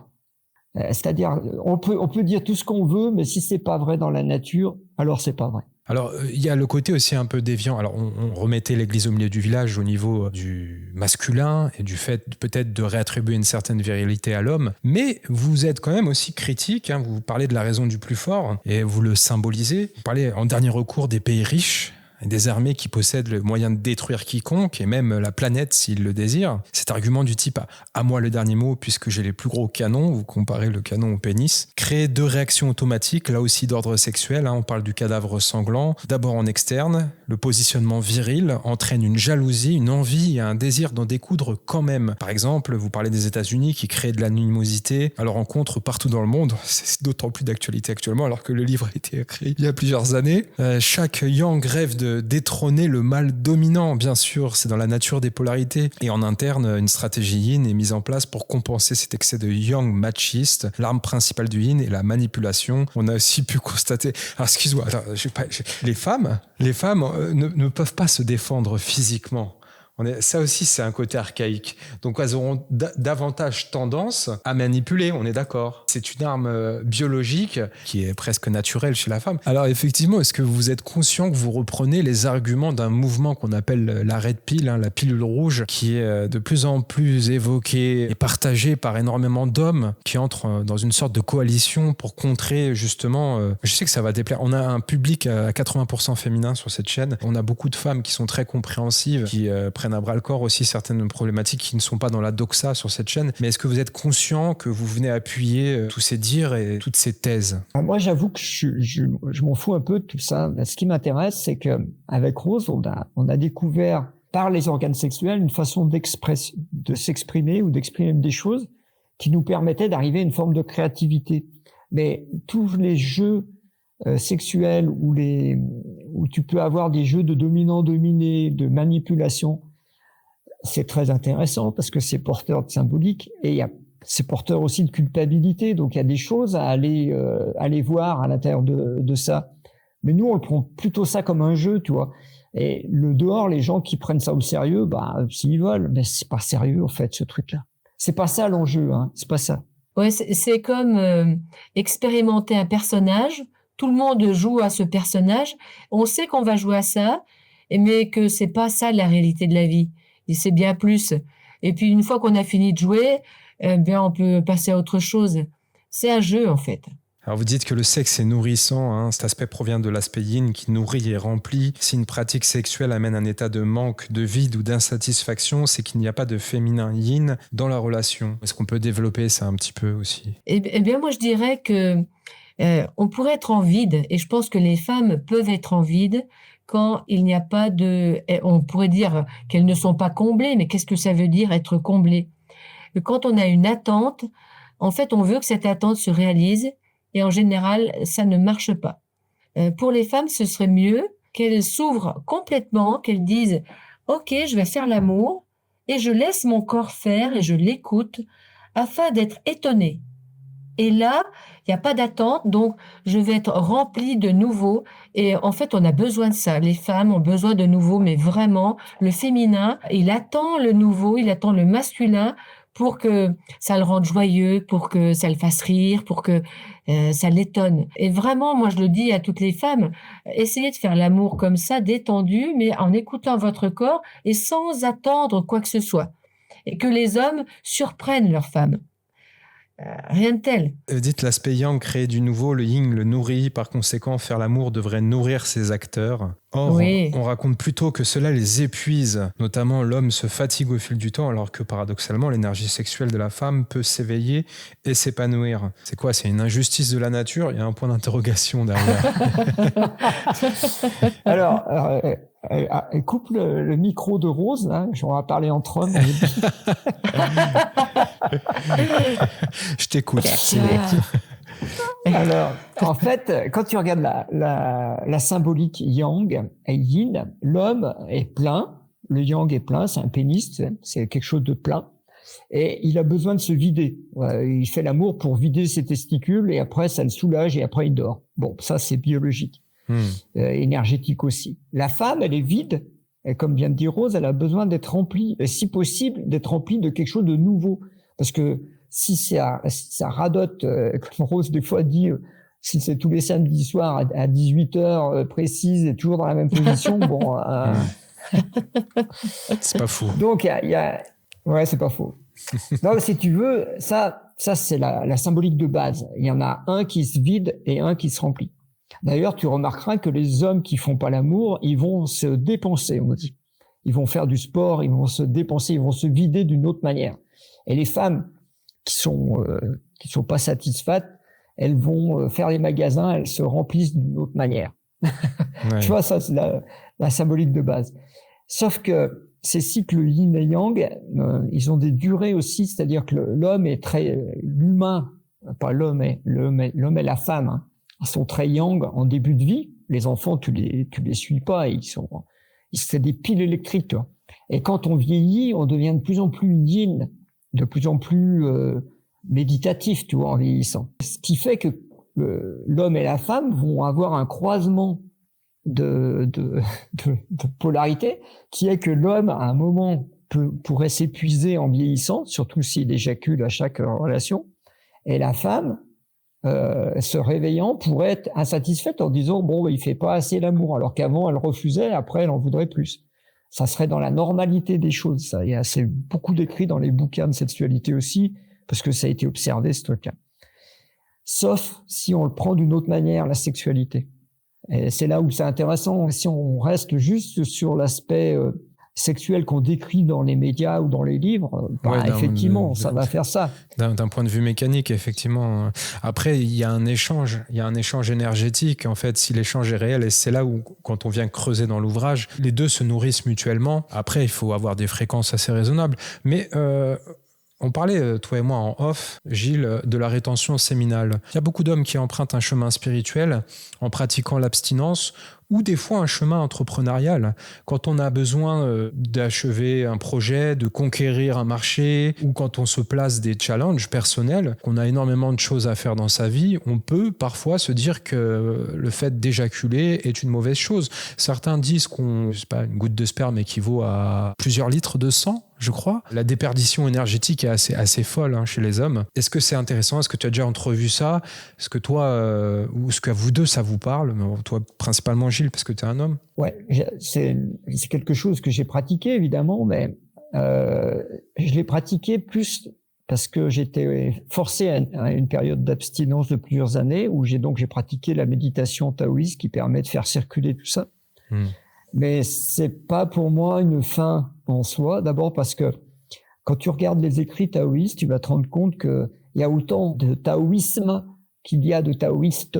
Ouais. C'est-à-dire que tout ce qu'on dit, c'est un écrit taoïste. En fait, c'est écrit par un taoïste qui a dit sa vérité ou son expérience, mais c'est pas forcément la même que le taoïste d'à côté. Donc, quand il y en a qui disent oui, les taoïstes disent qu'il faut faire de la rétention du sperme, oui et non. Après, la question, c'est pourquoi faire ça? Dans ce que tu viens de dire, si on raisonne en termes de quantité d'énergie, c'est un argument qui semble rationnel, mais en fait qui ne l'est pas, parce que tu sais que les spermatozoïdes, le sperme se détruit s'il n'est pas utilisé. C'est-à-dire que le corps le détruit. Et c'est la même chose que les gens qui stockent de l'argent dans un coffre-fort. Moi, j'étais prof d'économie. L'argent qui est dans un coffre au fond du jardin ne fait pas partie de la masse monétaire. On peut pas le compter dans la masse monétaire parce que c'est de l'argent qui ne circule pas. La masse monétaire économique qui fait tourner l'économie, c'est l'argent qui circule. Eh bien, dans le couple, le sperme, s'il circule, il fait tourner l'énergie du couple. S'il circule pas, c'est comme s'il était enterré au fond du jardin. Quid de la société aseptisée qui nous compartimente? Je veux dire, on met des préservatifs maintenant, principalement. Bah, pas nous. Oui. Oui, mais c'est pourtant ce qui... On n'a jamais eu de préservatif. C'est ce qui est conseillé. On n'a jamais eu de contraception. Ouais. Mais chacun fait ce qu'il veut. Hein. Ouais. Mais, voilà. Bah après, on peut comprendre cette analogie. De toute manière, on parle d'un liquide et tout liquide qui stagne croupit, tout simplement. Le mouvement, c'est la vie. Puis tu peux avoir à un moment un besoin, et tu le sens, toi, en tant qu'homme, tu peux avoir le besoin de te vider, comme je l'ai dit, mais tu peux aussi avoir le besoin d'aller vraiment féconder quelque chose. Pas féconder ta femme, mais féconder quelque chose dans la matrice. Et la matrice de ta femme représente la matrice de l'univers. Ouais. Et si tu as un projet à aller féconder, mais que tu n'éjacules pas, tu fais pas ta part. Si je peux en parler un petit peu du point de vue de la femme, en fait, moi, je me rends compte en moi, et ça va certainement parler à beaucoup de femmes, qu'il y a une force, justement, qui veut à tout prix croquer l'homme et qu'il vienne éjaculer. C'est vraiment l'instinct de survie qui veut être fécondé et rapidement et puissamment. Et c'est un truc qui est très, très fort et qui oblige l'homme à être vigilant, justement, parce que sinon, il va être croqué. C'est évident. Et puis après, il va dormir. Et puis après, peut-être que la femme sera aussi insatisfaite parce que cette énergie basique ne va pas la féconder à un autre niveau que basiquement ou physiquement. Et ce qui est intéressant dans ce qu'on essaie de pratiquer et puis ce qu'on peut lire dans le livre, c'est que si justement l'homme se retient, on peut accéder à un autre niveau. On peut monter plus loin. L'énergie à l'intérieur de la femme peut aller plus loin que juste la zone du bassin, la zone sexuelle, et commencer son ascension pour aller explorer et féconder à d'autres niveaux, jusqu'au cœur, par exemple, ou tous les membres. On peut diriger cette énergie. En fait, c'est autre chose que juste éjaculer ou non. Oui, exactement. D'ailleurs, il y a cette pratique-là qui est assez courante aussi et qui peut mener chez l'homme à un polyorgasme, comme la femme. Mais bon, ça implique une rétention séminale et des exercices qui sont assez compliqués à mettre en place au quotidien, puisque c'est peut-être 1% ou 2% des hommes qui arrivent à pratiquer, à faire l'amour de cette manière-là. Ou il faut que la femme elle soit patiente, qu'elle puisse dominer un peu sa bête, là, son dragon, ouais. Et puis dire, oui, ben, j'ai envie d'aller plus loin, explorer plus loin. Ah, tu me disais, Gilles, parce que je t'ai témoigné, moi, j'avais une relation avec une amie, une conjointe qui me sollicitait énormément, plusieurs fois par jour, et tu me disais que je pouvais finir avec des cernes ou éventuellement en sous-perfusion, qu'il fallait faire attention. Donc il y a quand même un principe. Alors il y a un principe physiologique derrière qu'il faut prendre en compte, mais même d'un point de vue spirituel aussi, c'est peut-être pas forcément bon de dilapider sa semence comme ça. Ouais, je pense pas qu'il faille vraiment le mettre sur cet aspect-là, mais plutôt sur c'est quoi l'objectif. C'est quoi votre objectif quand vous faites l'amour? Et il faut que les gens qui regardent ces vidéos se posent la question, pourquoi est-ce qu'on fait l'amour? Et alors, il y a une raison physiologique, Il y a un besoin physiologique, il y a un besoin émotionnel des fois de se retrouver, il y a un besoin de faire la paix quelquefois. Ouais. Il y a des besoins de soulagement, d'apaisement, mais il y a aussi des besoins de soins. On n'en a pas parlé encore, mais pour les Chinois, par exemple, la sexualité fait partie de la médecine chinoise. C'est-à-dire, on appelle ça l'art de la chambre à coucher, et ça fait partie de la médecine au même titre que la diététique, l'acupuncture, les qigong. C'est un art de soin. Ils sont vraiment en avance, les Chinois. Hein. Ils sont en avance sur beaucoup de domaines, j'ai l'impression. Oui, ils disent ça depuis plus de 2000 ans quand même. Et nous, on va mettre la dimension spirituelle, on va rajouter la dimension spirituelle de la création, c'est-à-dire de dire qu'est-ce qu'on a besoin de créer en ce moment-là. Pourquoi est-ce qu'on va faire l'amour ce soir ou ce matin C'est quoi notre besoin de créativité? Qu'est-ce qu'on veut créer? De quoi on a besoin pour réaliser nos projets? Mais ça peut être des besoins purement matériels et ça marche.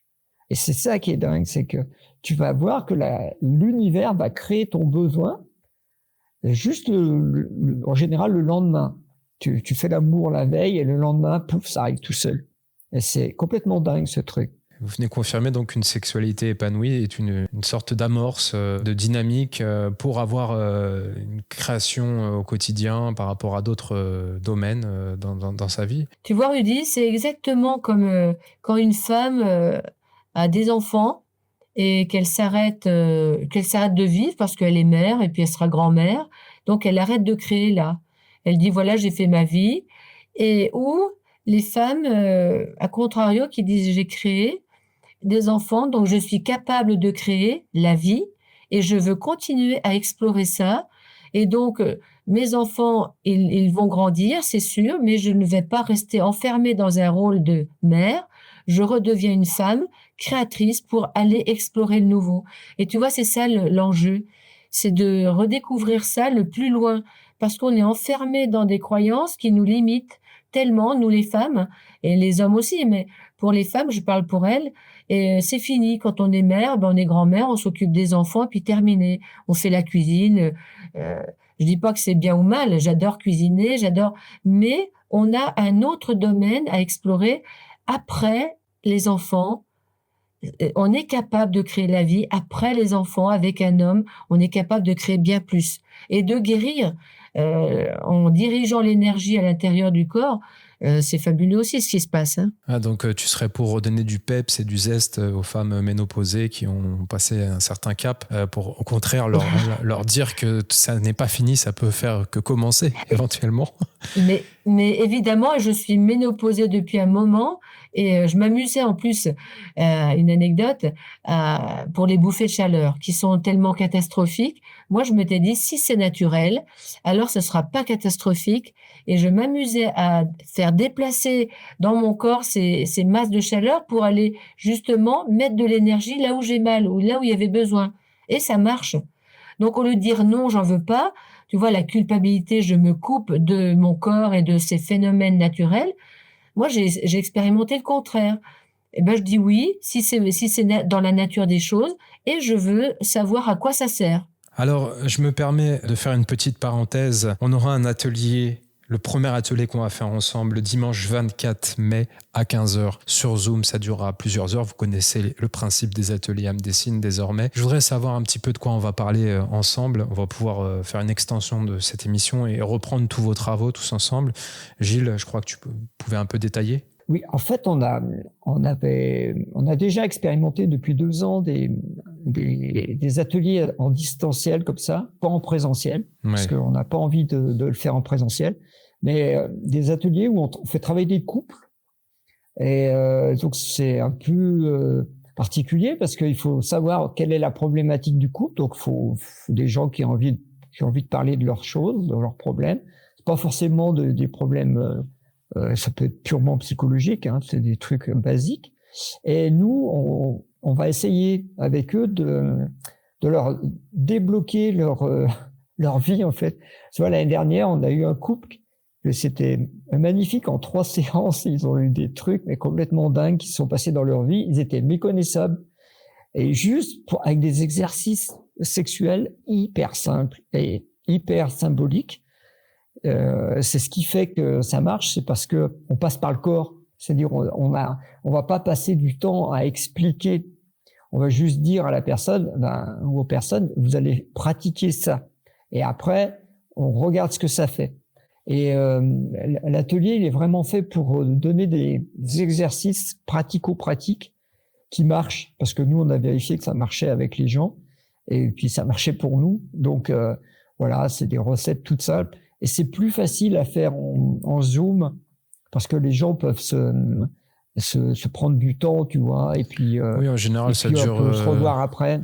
Ça dure plusieurs heures, et là, on aura l'occasion d'interagir tous ensemble. Il faut savoir que sur les ateliers Zoom, vous avez la possibilité d'interagir avec nous, que ce soit à l'oral ou à l'écrit, par caméra interposée ou pas, si vous voulez l'activer. Donc, on mettra toutes les informations, comme d'habitude, pour ceux qui nous écoutent sur les plateformes de podcast, au niveau de la barre de description, sur la vidéo YouTube ou sur le site Âme Dessine. On va continuer un petit peu sur ce qu'on disait. Tu parlais du fait de s'exprimer. Alors, c'est encore un petit peu de langue des oiseaux, le s'exprime, on extériorise. Vous dites qu'on ne peut pas créer avec autre chose que l'énergie sexuelle. Apparemment, il n'y a pas d'autres techniques, pas d'autres moyens. Donc, toute créativité commence tout en bas, dans la zone sexuelle.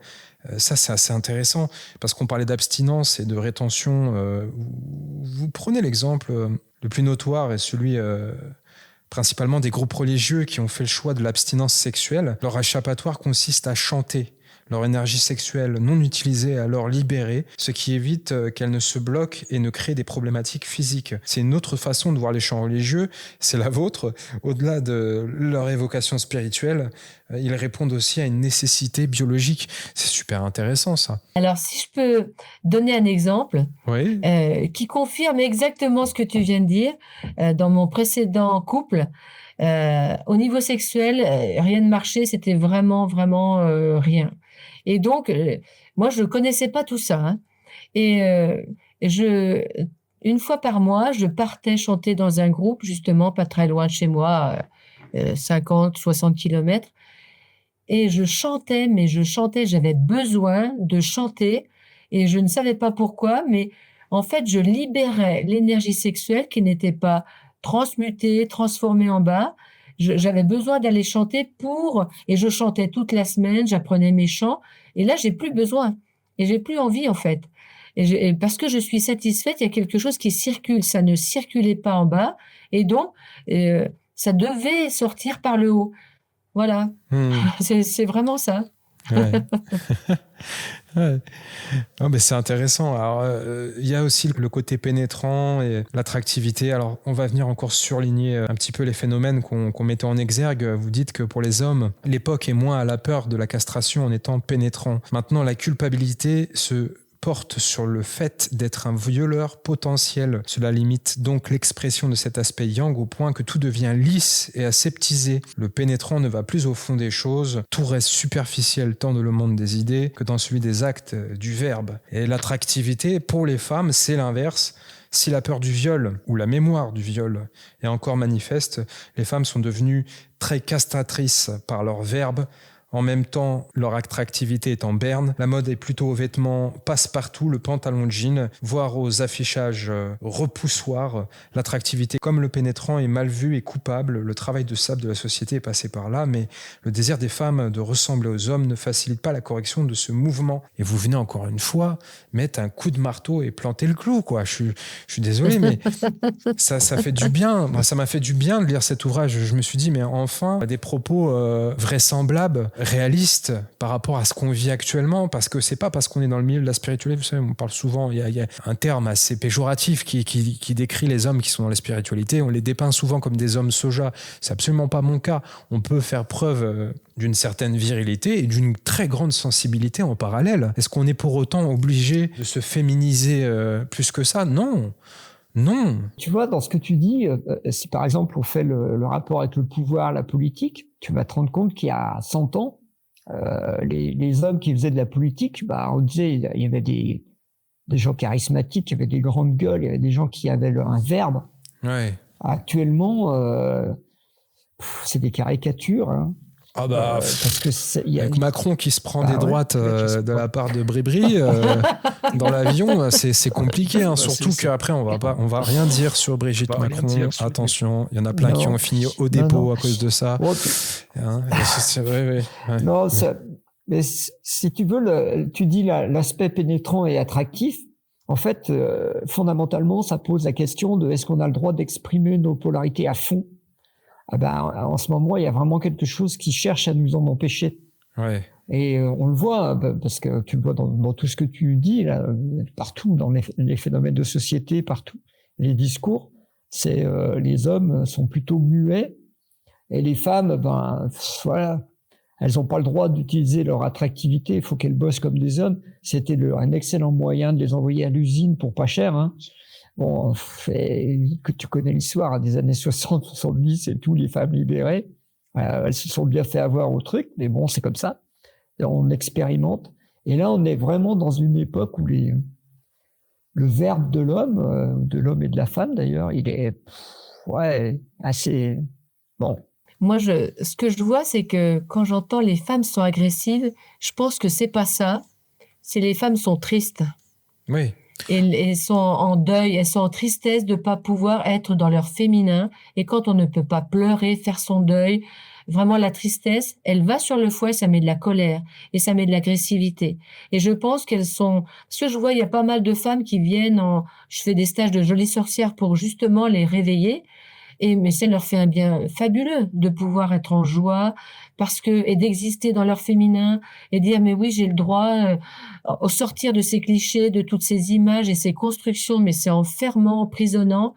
Et je pense qu'elles sont très tristes au fond de ne pas pouvoir être qui elles sont. Et je pense que pour les hommes, c'est la même chose. Hein. Ouais, donc on parle pas d'émancipation, on parle d'enfermement, on est d'accord. Oui. Ouais, alors même si certains viendront rétorquer des arguments qui sont assez valides, tout au moins plutôt véridique aussi, il y a une hypersexualisation de la femme. On la voit comme un objet, notamment d'un point de vue marketing, sur Instagram et dans les publicités. Et effectivement, oui, c'est aussi le double effet qui se coule, cet aspect un peu contradictoire et paradoxal. Mais globalement, vous venez quand même porter un discours qui est décalé, parce que d'un point de vue mainstream, on ne s'autorise pas à dire ça. On est dans une progression, on est dans une société progressiste qui voit tout ce que vous dites comme quelque chose de tabou, même de répréhensible. Hein. Ouais, peut-être. Mais tu vois, par exemple, on dit qu'il y a beaucoup de gens qui, quand on parle de créativité, qui disent, si par exemple je dis à quelqu'un, dessine-moi quelqu'un en train de créer quelque chose, il faut dessiner quelqu'un qui est devant un écran d'ordinateur. Ouais. Parce que c'est la manière de créer, c'est l'ordinateur, c'est l'informatique, c'est la digitalisation, comme on dit, la dématérialisation, enfin bref. Alors que le cerveau, lui, c'est pas un organe de création, c'est un organe de reproduction. C'est-à-dire, moi, j'ai un cerveau, j'ai un œil, je vois un oiseau qui vole et je me dis, tiens, je vais peut-être inventer une machine qui me permettra de faire comme l'oiseau et je vais inventer l'avion. Je prends un microscope, j'observe des cellules qui se déplacent, des neurones qui se déplacent, puis j'invente la micro-informatique. Je prends des ondes cérébrales et j'invente la radio, etc. Mais je n'invente pas, je reproduis quelque chose qui existe déjà dans la nature. Si tu veux vraiment créer quelque chose de nouveau, tu es obligé de passer par la zone sexuelle. Tu fais l'amour et il y a un truc qui va sortir, tu sais pas ce que ça va être. Ouais. C'est vraiment fabuleux, ce truc. Les espèces, elles évoluent par la sexualité. S'il y a une sécheresse, les espèces vont se reproduire de manière à résister à la sécheresse. Tu vois, c'est le sexe qui crée. Mais on a oublié ça. On nous a fait croire que c'était la tête. Non, la tête, c'est un mental menteur. Hein. C'est un mental qui reproduit des choses. Souvent de manière un peu erronée d'ailleurs. Bon. Alors pour reprendre ce côté un peu paradoxal, parce qu'effectivement on n'est pas dans le tout noir ou dans le tout blanc, moi j'ai envie de prendre l'image de ce film 50 nuances de Grey qui est le Graal des femmes, de la femme contemporaine, de la ménagère actuelle. Vous parlez du plaisir et des orgasmes, et vous dites que ne pas avoir de plaisir pendant un rapport sexuel a été le premier point sur lequel les sexologues ont été sollicités. D'ailleurs ils le sont extrêmement en ce moment. Il s'agit donc du premier diagnostic que chacun fait en ce qui concerne sa sexualité. Est-ce qu'il est normal de ne rien ressentir ou d'avoir des douleurs. Et là, vous expliquez qu'il y a plusieurs types d'orgasmes et les plaisirs sont légion. Aussi, l'une des premières questions que chacun se pose face à sa sexualité, c'est d'évaluer son plaisir par rapport à une norme supposée et de s'interroger, bien sûr, par rapport à son ou sa partenaire. Là aussi, on se réfère tous à des normes souvent véhiculées par les médias. Je prenais l'exemple du film 50 nuances degrés, mais vous parlez d'autres pièges, souvent des clichés vus dans les films qui nous donnent des repères sur ce qui convient de pratiquer en matière de sexualité. On va parler du porno ici qui nous détruit le cerveau, c'est prouvé scientifiquement. Avant la télévision, l'information circulait de manière auditive. Actuellement, ce sont des tutoriels qui enseignent tout. On a des youtubeurs partout sur la toile et compris sur d'autres plateformes vidéo qui sont là à nous inculquer la bonne manière de procéder. Vous dites que les films montrent toujours des excès. La sexualité est souvent dépeinte sous un angle exagéré. Vous parlez de la loi du marché qui fait toujours aller plus loin pour vendre toujours plus de sensations à un public saturé, ce qu'on appelle le putaclic. Par ailleurs, de toutes ces images, le message qui est transmis la plupart du temps, c'est déconnecté de tout vécu et ça n'arrange rien. Comment on peut sortir de ça tout en restant... Vous conseillez un peu plus tard dans l'ouvrage, c'est intéressant, de s'exciter ou tout au moins de réveiller sa libido en pensant à certaines images érotiques éventuellement, mais tout en s'écartant cette perversion omniprésente sur la toile et sur Internet. Comment, encore une fois, la frontière, elle est très mince. C'est un fil, tout ce qu'il y a de plus minuscule. Comment on fait là ? Tu vois, la base, c'est quand même l'écoute de l'autre, moi je dirais. C'est un homme, s'il n'écoute pas la femme, et la femme, s'il n'écoute pas l'homme, je parle de l'aspect charnel, ça va pas bien marcher parce que le psycho-émotionnel, il est dirigé par des peurs, des culpabilités, des croyances, par plein de trucs, des mémoires. Et le corps, lui, normalement, il devrait pas avoir de problème parce que mon poumon respire, mon estomac digère, mon cœur, il bat, mon sang circule, mon sexe, il sait ce qu'il a à faire. Et ça, on a complètement oublié, on est parti loin, loin, loin de la matière. Et on a complètement oublié d'écouter le corps. Et nous, le premier exercice qu'on fait faire aux gens, c'est des exercices simples d'écoute du corps du sien et d'écoute du corps de l'autre et d'essayer de sentir qu'est-ce que veulent les organes quand ils vont se marier. Et c'est là où on va se rendre compte que je vais peut-être choquer des gens, c'est dramatique de dire ça, mais en fait, ce qu'on appelle le con, c'est hyper intelligent. c'est vraiment... c'est-à-dire qu'en fait, on a toujours dit le sexe de la femme, le con, tu vois, mais c'est hyper intelligent. Un sexe, il n'y a pas plus intelligent, puisque c'est lui qui gère la reproduction, la survie, l'évolution de l'espèce. Il y a une somme d'intelligence dans la zone sexuelle, on peut même pas imaginer. Nous, on dit l'intelligence est dans le cerveau. Bah oui, mais il y a une intelligence dans le corps, elle est dans la zone sexuelle. Et la première chose à faire, c'est se réconcilier avec cette intelligence-là. Pour moi, c'est la base. Tout le reste, ça viendra après. Le corps, il devrait avoir du plaisir, il est fait pour ça. Le corps est fait pour avoir du plaisir, mais c'est dingue. On nous a dit le contraire, que c'était interdit tout, mais le corps, pourquoi une femme peut avoir des orgasmes qui durent et plusieurs orgasmes de suite? Qui a créé ça? C'est pas moi, c'est un fait. Ouais. Et pourquoi ça marche pas? C'est pas normal que ça marche pas. Tout le reste, tous les organes marchent. Pourquoi celui-là il marche pas? En d'autres termes, si j'ai bien compris, pour savoir si on est quelque part destiné à être l'un avec l'autre, il faut que ces zones-là réagissent d'emblée, dès le départ. Oui, alors là, oui. Et je vais pouvoir en parler parce que ma mère disait toujours, quand l'amour va, tout va. J'en suis convaincue vraiment parce que j'ai expérimenté 2 mariages et donc 2 divorces avant de rencontrer Gilles. Et vraiment, c'était la base qui ne collait pas du tout, du tout.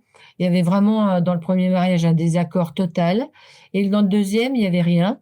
Et donc, vraiment, c'est évident que moi j'étais mal, donc les femmes qui ne sont pas satisfaites dans leur couple, évidemment elles vont mal. Après, il faut voir pourquoi, où est l'origine, mais c'est sûr que là le psycho-émotionnel est touché et il faut vraiment que la base soit satisfaite, comblée, comme tu disais tout à l'heure, repu, qu'on soit rempli de ça, pour après pouvoir digérer ça et créer grâce à ça. Vous dites, autant le corps de la femme semble fait totalement pour ressentir et avoir du plaisir, autant ce sera plus limité pour les hommes. L'égalité n'est pas ce que l'on croit. On compte au moins 6 zones érogènes pour la femme, le clitoris, le vagin, la bouche, les lèvres, le haut de la nuque, les seins et les mamelons, et seulement 2 importantes pour les hommes, le pénis, la bouche et les lèvres. Les zones érogènes se rassemblent sous une symbolique très intéressante, ce qui va permettre, là encore, de voir qu'il n'y a pas de hasard dans les mécanismes du vivant. Est-ce que si ces zones érogènes ne sont pas stimulées dans une relation, dans une interaction amoureuse, c'est voué forcément à l'échec? Bon, ça, il n'y a pas de règle. Il n'y a pas de règle, ça dépend. Tu vois, par rapport à ce que tu dis sur les zones érogènes, je me rappelle d'un écrit de Ivanov, je ne sais pas si tu connais comme écrivain. Oui, c'est une référence. Ouais, il avait écrit sur la sexualité. Il avait dit dans le corps de la femme, tout est du sexe.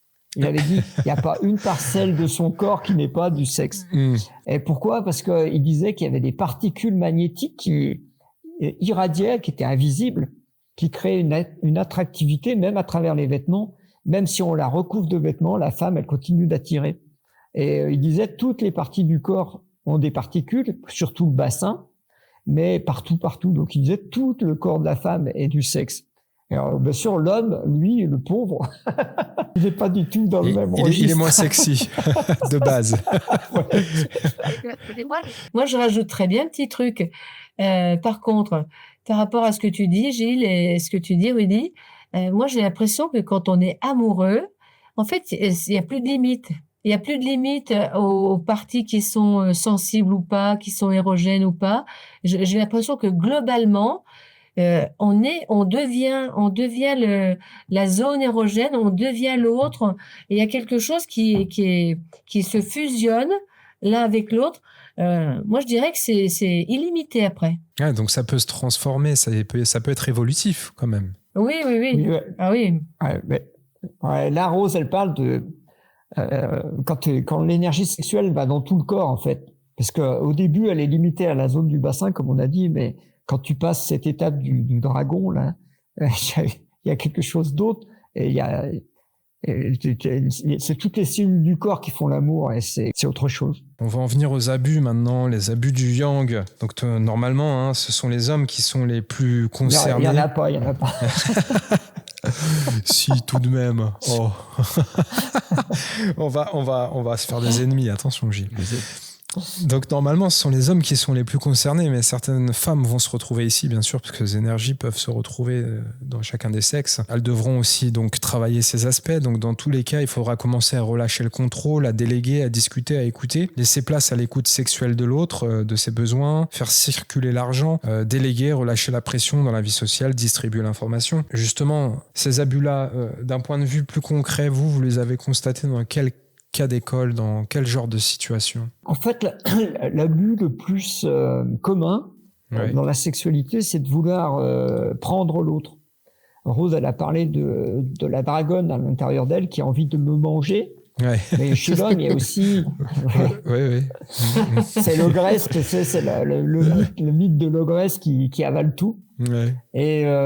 Mais chez l'homme, il y a la même pulsion qui veut dominer l'autre et qui veut, tu sais, terrasser le dragon, là, comme Saint-Michel. En fait, ça, c'est deux aspects qui sont dominants, mais qui sont pas utiles pour nous dans la sexualité sacrée. Et ça va être un obstacle. Faut pas se laisser piéger par ce truc-là. C'est évident que après ça va trop vite. Et moi je sais que en moi, mais je pense chez beaucoup de femmes, ça veut avoir, ça pourrait avoir plusieurs intentions. Et ça pourrait dire aussi, bon, eh bien, vivement que ma dragonne le fasse éjaculer, après, je suis tranquille. Et c'est un aspect qui est pervers à l'intérieur des femmes. Au lieu de profiter de l'acte sexuel et de le vivre pleinement, ça dit, autant que ça soit vite fait, puis après, je suis tranquille. Et donc, ça empêche les femmes d'avoir du plaisir. Ce que dit Rose, je suis tranquille, c'est la tête qui dit ça. Parce que si l'énergie sexuelle, elle monte jusque dans la tête de la femme, son ego, elle va mourir, on appelle ça la petite mort. Et l'ego, il n'a pas envie de mourir. Donc, il dit, bon, je vais me débrouiller pour que ça ne monte pas jusque-là. Pour ce qui est du manque de yang, qu'est-ce que vous pourrez nous dire par rapport à ça? Dans quel aspect? Parce que moi, quand je fais... Alors, Rose, elle fait des stages avec les sorcières. Moi, je fais des stages avec les hommes, que j'appelle le nom du père. On travaille sur le verbe. Et je travaille... il y a 5 éléments dans l'énergétique chinoise. Donc, tu as 5 éléments dans la zone sexuelle. Donc, le manque de yang, tu peux le décrire. Par exemple, le poumon, le métal, c'est l'engagement. Quelqu'un qui s'engage pas. Alors, par exemple, les gens qui ont des pannes d'érection, l'homme arrive pour pénétrer, pouf, ça s'arrête. Donc, c'est un problème de métal, d'engagement. Mais tu vas le trouver dans plein d'autres symboliques. Par exemple, je veux bien qu'on couche ensemble, mais on n'habite pas ensemble. Ou je veux bien qu'on habite ensemble, mais on n'a pas de compte bancaire ensemble. Et on se garde chacun un compte livret dans un coin. Tu vois, en fait, le manque d'engagement, est-ce que je vais jusqu'à me marier et avoir une alliance? Bon, et en fait, tu vas te rendre compte que chaque élément de l'énergétique va avoir une potentialité d'excellence ou une potentialité de manque, de problème. Et ça suppose que la personne doit l'observer et Bon, tu veux le secret, tiens, pour les hommes? Allez. Parce que les femmes adorent. Allez. Ou on le garde pour l'atelier. On peut le donner. Oui, parce qu'on va nous reprocher de faire de la rétention d'informations, de faire payer. Non, là, on a certains hommes qui nous écoutent très assidûment aussi. Hein. Allez. Je suis tout oui. En fait, le secret d'une sexualité qui plaît à la femme, c'est quand l'homme est un homme de cœur. Alors, le cœur, c'est le feu, le symbole du feu. Et bien sûr, l'homme, normalement, il doit exciter le feu de la femme et lui-même, son feu doit être excité pour que l'amour fonctionne. Mais le feu et la présence et le cœur, c'est ce qu'on appelle de la présence. C'est-à-dire que au lieu de s'exciter pour mettre du feu, tu vois, un frottement qui fait du chaud, il y a une autre façon de procéder qui est de mettre de la présence. C'est-à-dire de sentir le pénis qui fait comme ça, tu vois, qui bouge pas mais qui gonfle, que tu mets ta présence et ça fait gonfler ta présence à l'intérieur de la femme. La femme, elle adore ça. Rose, elle peut le confirmer, je pense. C'est que pratique. Oui, c'est un cas pratique. Et ça, c'est les gens qui ont du cœur. C'est l'énergie du cœur, du feu. Ouais. Par contre, quelqu'un qui a pas de feu, qui a pas de cœur, il aura moins de présence et il va être moins présent à l'intérieur de la femme et du coup, il va être moins viril, si tu veux, dans cet aspect-là. Voilà, donc l'aspect masculin yang, tu peux le décliner de 5 manières. Et l'aspect féminin, tu peux le décliner de 5 manières. Oui, pour rebondir sur ce que tu dis, Gilles, les femmes qui manquent de masculin manquent d'attractivité et donc restent dans leur petite fille, j'en parlais tout à l'heure, et ne passent pas au stade de femme qui va attirer, qui va créer. Elles restent dans la petite fille sans cette énergie puissante, justement. Ah, intéressant.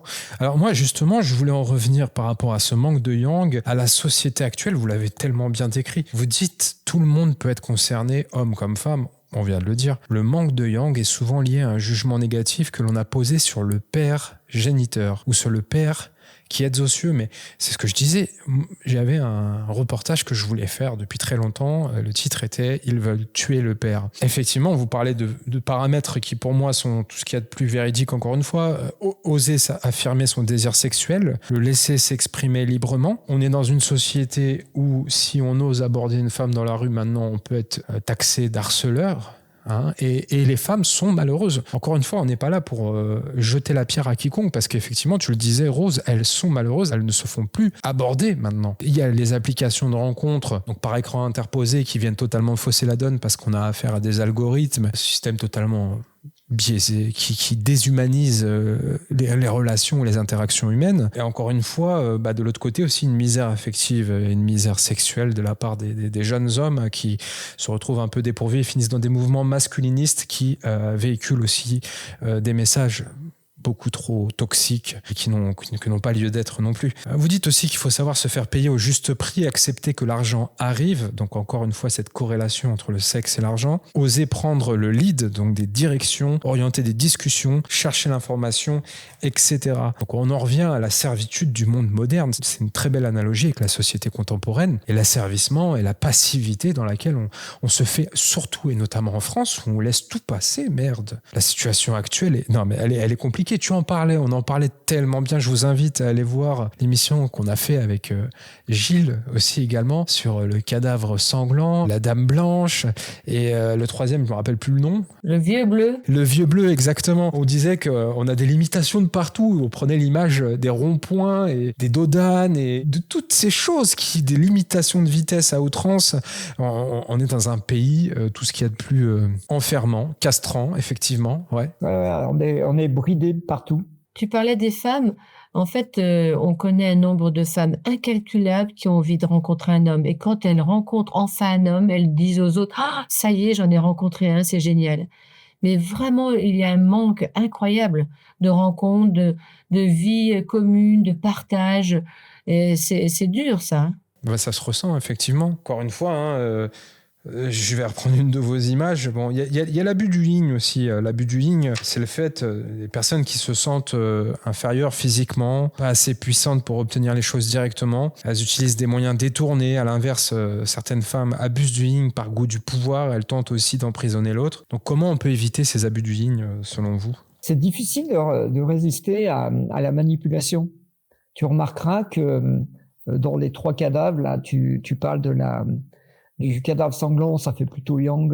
La demoiselle blanche, elle est plutôt yin, elle est très manipulatrice, elle est culpabilisante. Ouais. Et en fait, c'est difficile de résister à la culpabilisation. C'est couramment utilisé, par exemple, sur certaines femmes qui veulent être des bonnes mères et qui culpabilisent leur enfant comme ça pour obtenir ce qu'elles veulent. C'est difficile, ça. Et la société, ils ont compris que le meilleur moyen d'obtenir ce qu'ils veulent, c'est de culpabiliser les gens. On l'a vu pendant le Covid. Si la peur ne marche pas, la contrainte ne marche pas, il reste la culpabilisation de dire il y a des bons citoyens et les mauvais citoyens, et puis les mauvais citoyens vont subir l'opprobre, et puis ils vont être ostracisés, ils vont être parqués, ils vont être limités. Ça marche tout le temps, ce truc-là, c'est dingue. Ouais. Enfin, je pense que ça va marcher de moins en moins, parce que là, on commence à s'éveiller un peu. On l'espère. On a aussi le manque de yin. Donc là, vous conseillez de revendiquer, d'affirmer son désir sexuel. Au diable les critiques, au diable les mauvais regards. S'habiller en robe pour les femmes. Effectivement, vous êtes tellement belle en robe. Oser dépenser et créer avec l'argent. Et oser dépenser, c'est très important ça aussi, parce que l'argent, c'est du liquide, c'est une énergie qui circule aussi. Donc si on est dans la conservation à outrance, on n'arrivera pas à créer une certaine abondance. J'en parlais avec Cyril en off, mais effectivement, c'est très, très, très, très, très important. Rechercher de nouvelles relations, de nouveaux amis, sortir, en d'autres termes, s'ouvrir au monde. Oui, s'ouvrir au monde. Et puis, par rapport aux robes dont tu parles, en fait, les femmes ont oublié le symbole de la robe qui est l'ouverture sur le féminin en bas, donc l'ouverture de leur féminin, au lieu d'être castrées dans un pantalon très serré, un jean, pour faire comme les hommes, mais parce que la mode les a bien poussées aussi à faire comme et puis à s'habiller comme ça. C'est soi-disant plus pratique, mais c'est très irritant et très, très limitant. En fait, les femmes qui retrouvent l'usage des robes et des jupes, mais sont tellement bien dedans, ça les métamorphose, où elles retrouvent leur nature profonde. Ouais. Faut quand même préciser, Rose, que quand je t'ai rencontré, tu mettais que des jeans. Oui. Il balance. Non, c'est pas ça, c'est parce que j'étais encore dans mon garçon manqué, et puis j'avais été violée quand j'étais plus jeune, et donc je mettais des jeans ou les rares robes en jeans serrés que j'avais, c'était, je disais, eh bien, personne il reviendra pas, en fait. Ça reviendra pas. Et c'était pour me protéger. Et tu sais quoi, Rudy? En fait, j'ai jeté tous mes pantalons, je n'ai plus que des jupes ou des robes. Eh ben, c'est bien. C'est parfait. Prenez exemple, mesdames, mesdemoiselles qui nous écoutez, prenez exemple. Même si le jean est aussi assez bien taillé parfois. Enfin, on n'est pas là pour parler Fashion Week, hein. C'est pas ça le plus important. Mais ce qui est important vraiment, c'est de remettre certaines valeurs qui sont considérées comme étant traditionnelles. D'ailleurs, c'est ça qui est assez intéressant, hein, et rétrograde.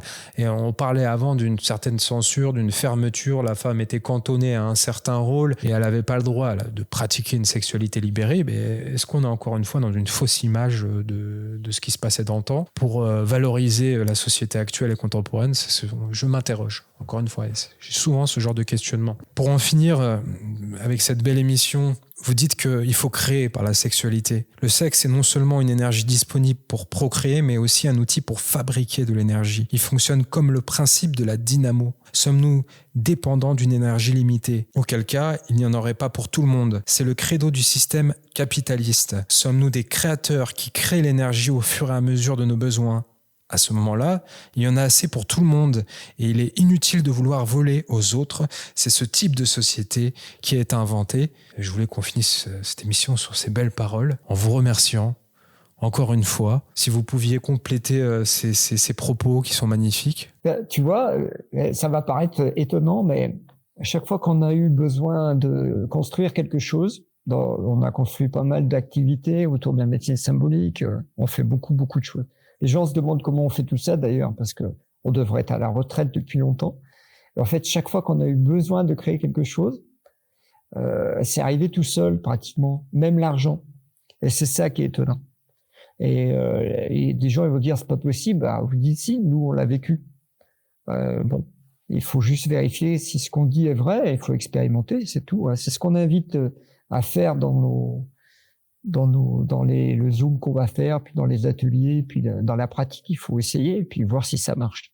Et puis moi, j'ai envie de rajouter que dans ce monde où on est tous de plus en plus divisés, où ça veut nous diviser, nous séparer, vraiment nous éloigner les uns des autres, quand on dépasse ça et qu'on se retrouve, en fait, c'est là que l'énergie, la friction des deux qui se retrouvent, que ce soit un couple qui se frictionne, c'est pas d'importance, mais des amis qui se retrouvent, qui échangent, c'est ce qu'on a fait toute la soirée. C'est là l'énergie de vie, elle réapparaît. On la voit pas, mais on a beaucoup échangé entre hommes et femmes, mais entre âmes, et on a refait le un, l'unité, et c'est ça l'énergie de vie. Il n'y a pas autre chose en fait. Quand on fait l'amour, un homme et une femme, on refait le un, et donc on est indestructible. On est la vie. Mais je vous remercie Rose et Gilles Gandhi, ils sont visibles un peu partout, il y a le site internet, il vous suffit de taper leur prénom sur Google. Vous faites également une rencontre annuelle, si je ne m'abuse, le Forum de la médecine de l'âme. Cette année, c'est déjà passé.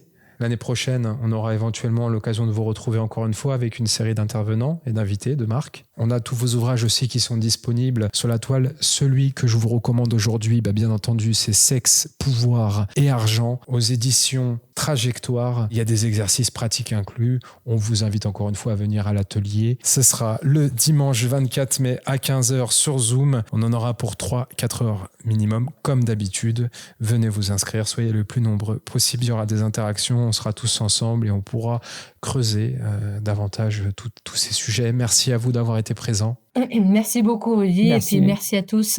www.amdessine.com, vous connaissez le nom de la plateforme, vous pouvez nous rejoindre. Encore un grand merci, une énorme gratitude pour votre présence, pour vos interactions, pour vos soutiens, vos messages. Je vous fais des bisous, je vous dis à très bientôt. Ciao, bye.